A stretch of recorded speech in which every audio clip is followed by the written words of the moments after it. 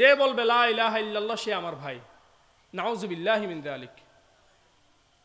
তাওহীদ যদি ঐক্যের ভিত্তি হয়, মক্কার কুরাইশরা লা ইলাহা ইল্লাল্লাহ মানত, আল্লাহ ব্যতীত অন্য কোনো ইলাহ নেই সেটা তারাও মানত, তবে পূজা করতো কেন?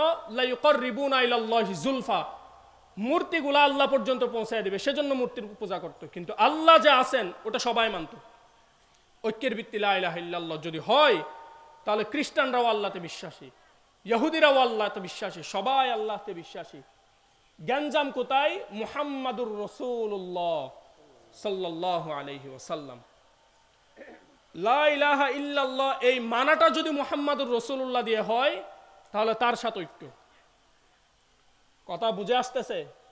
লা ইলাহা ইল্লাল্লাহ এই মানাটা যদি মুহাম্মাদুর রাসূলুল্লাহর মাধ্যমে হয়, তাহলে এটা ঐক্য। এগুলো হইতেছে শানে রিসালত। এগুলা কি? শানে রিসালত। আল্লাহ রসুল সাল্লাল্লাহু আলাইহি ওয়াসাল্লামের কি পরিমাণ শান আল্লাহ বর্ণনা করছেন।